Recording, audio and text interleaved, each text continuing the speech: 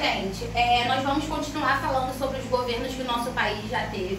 Hoje nós vamos falar do governo de Fernando Henrique Cardoso, tá? Lembrando, ele foi ministro e depois ele se transformou no nosso presidente, tá?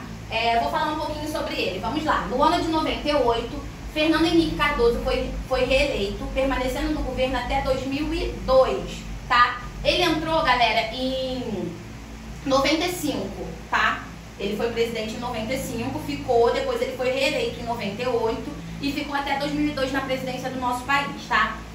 Seu segundo mandato deu continuidade à política de privatização das empresas, rodovias e bancos. Entretanto, as privatizações não resolveram a dívida externa do Brasil e uma crise financeira internacional atingiu o Brasil, aumentando assim a taxa de desemprego do país. Ou seja, só aqui a gente observa que teve mais pontos negativos no governo dele do que positivo, certo? O segundo mandato também foi marcado por uma dificuldade de controlar a inflação.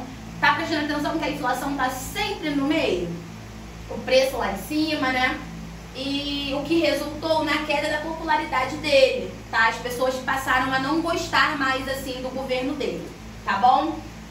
Depois, o governo federal tomou medidas para forçar os brasileiros a economizar energia. Gente, isso aqui foi a época do apagão, tá? Vocês podem perguntar para os papais de vocês, para as mamães, eles vão saber explicar assim, exatamente o que sentiram nessa época, porque foi um período ruim, porque as pessoas eram obrigadas a ter lá o apagão para poder economizarem energia por conta das crises financeiras aqui no nosso país. No nosso livro vem falando, explicando mais ou menos, ó, vamos lá. Foi uma crise energética decorrente da falta de planejamento, de investimento no setor de geração e distribuição de energia. Gente, isso atingiu o Brasil inteiro, tá?